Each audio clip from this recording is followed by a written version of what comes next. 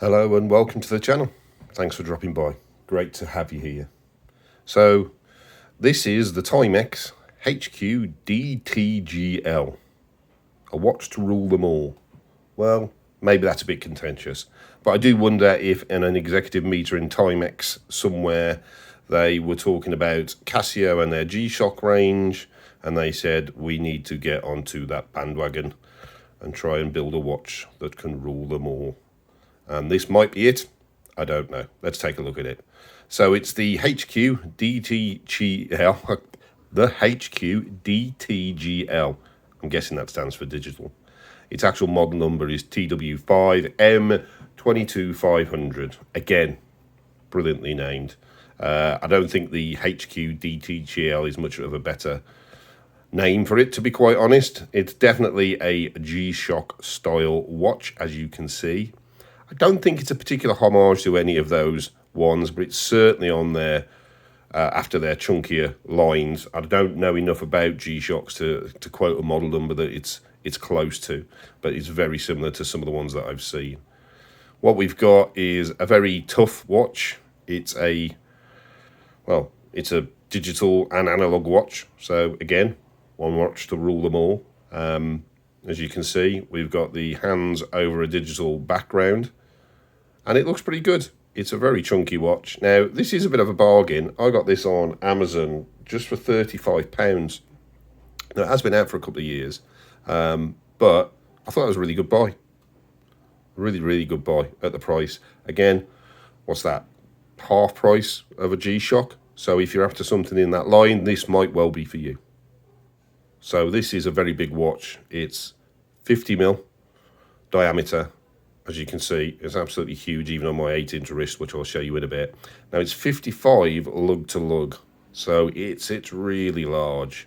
And as you can see, those lugs with the screws are there. There's no play in that, and the strap comes off that and is supported underneath, so it does sit very large. It's a 29mm strap as well, so you won't be swapping this at any point. And it's 18mm thick. It's really chunky. Does get caught on cuffs, etc. But it's particularly light. It's 78 grams, basically because it's all resin and acrylic. So it's really light on the wrist. So it wears really well, to be fair. As I said, it's resin based. We've got acrylic crystal. And these pushers here, which are recessed behind these buttons here. Now, there is a bit of travel in that button, and you won't be able to see the indigo. If I press the mode, there's a bit of travel before it actually does anything. Again, just flicking through there. There we go. There's a bit of travel between the case and the button underneath. You do feel that when you push that. Now, with the dial, they obviously threw the kitchen sink at it with analog laid on top of a negative digital display. So we've got no real numbers. We've got some indices, some of which are sort of acrylic nuts. As you can see, some of them look a bit more like indices, but those are meant to look like little bolts, I believe, to add to the toughness of the watch or the appearance of it. We've got the skeletonized hands. Let me just pop that out. There we go. Might be able to see them slightly better. So they are skeletonized with large arrows at the end, which are lumed on all three hands. However, lume isn't great, but you wouldn't really need it because when it's getting dark, we have got the indiglo feature, which I'll show you a little later. But those hands are quite slim with the skeletonization, and then you've got that chunky arrow pointer at the end. The hour hand isn't much longer than the minute hand looking at it, and the seconds hand is much more of a finer needle. And then we've got the negative display in the back. So we've got it's basically broken into three sections. So we've got the time at the bottom, as you can see, 12:02. Just missed the hourly chime. This little indicator here indicating seconds. I'm not quite sure what pattern that's meant to be, but it sort of beats a pattern. Then at the top here, let me move the hands out of the way. We've got the day and the date. As you can see, it's the 3rd of August when I'm recording this. And then in this section here, we've got the alarm, whether it's activated, which it is at the moment, and the hourly chime, which is activated as well. It's an interesting look. The sort of bridge between the analog display and the digital display is this much lighter grey, again sort of skeletonized to show that through, and it does look really good. I do quite like the look of the watch. That being lighter makes it look much more of a lighter watch. If that had been black, and I think they might even do a black version, it would look really, really dark as a watch, I think. But it looks really good with this. Now, some of the features it's got, because it has this digital display, we've got the normal time, a stopwatch, then we can just start and stop, and then reset. And we go back through, we've got, that's the alarm, and then we're back to the time. That's to set it, so that's how you work your way through the settings, by using it, getting it into that mode. If I move that off that mode, there we go. And then when you're in the alarm, you're able to enable or disable the alarm and the hourly chime as well. And that's what it does. Now, one of the things I did find, well, I've got to say we've got TIMEX just printed on here as well. One thing I would say is the hands do tend to block that digital display a bit. I don't know if they could have done something better with that, but when you're trying to use that, particularly at night with the Indiglo feature, a couple of times I just happened to pick a time where the hands were over one of the digits, so it made it quite difficult to see. Now, when it comes to the case back, it's a screw-on type of case back.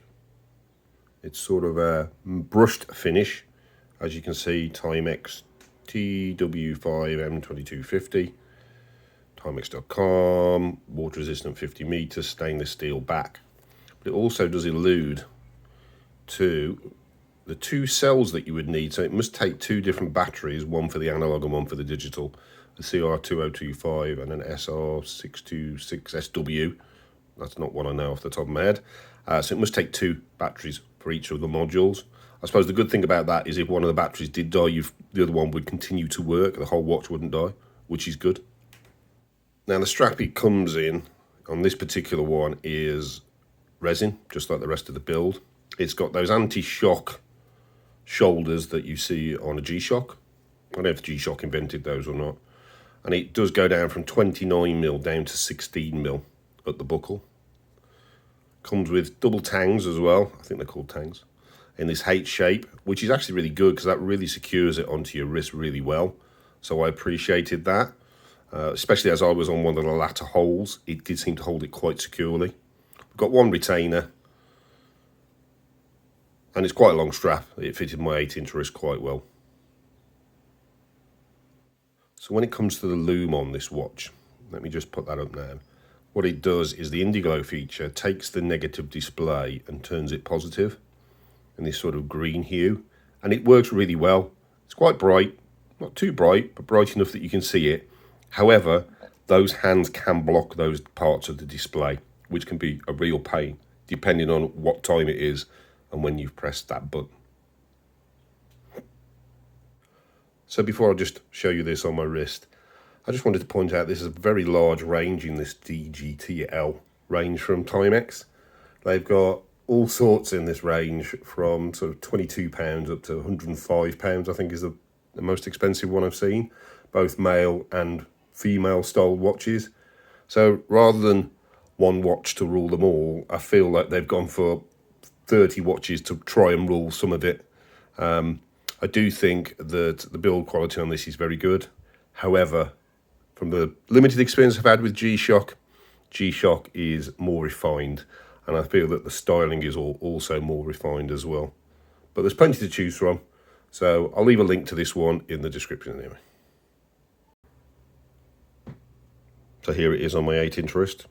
It fits really well. It's a big watch, so it fits my big wrist well.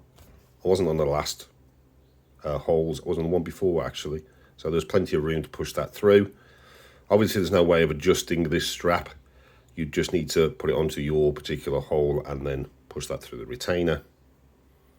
It sits well on my wrist, but that's because I've got a big wrist. Anybody with smaller wrists, this might well sit somewhat proud of it. but on mine, it's not too bad at all. It's not a going in the office watch, I don't think. It's definitely designed for exploring and hiking. Maybe if you work in construction, this would be ideal for you. Not a lot of money for a really tough watch, and got lots of features: stopwatch, dual time with the analog and the digital. It was really good, definitely worth the money, really good bargain. However, a couple of niggles. The hands blocking the digital display were a pain, particularly at night, where, because the LUME didn't last on the hands very well, using the digital display with the Indiglo was great, but I found the hands really blocked it. Don't know if you get that issue on some of the G-Shock models that are similar. Also found that the strap made me sweat quite a bit. I'm not a fan of resin straps. They do make me sweat, so I didn't enjoy that. And obviously it's so very, very thick. At 18mm, it catches on cuffs. Now, it's been quite warm, so when I used this for about a week. I was mainly in t-shirts, it wasn't so much of a pain, but when I did put something on a bit longer on an evening, it just kept catching on it. So maybe a daytime watch, as I say, if you're working out and about, or walking out and about, or working in a construction, it'd be ideal. I would prefer something like the TIMEX Expedition Scout, as it's a much thinner watch for me. I'll put a link into that video that I did a review of recently. But this, for TIMEX, great watch, great price, but not for me. Anyway, hope the video's been useful. Thanks for dropping in. Please take time to like the video, and please subscribe, and I'll see you on the next one. Thanks.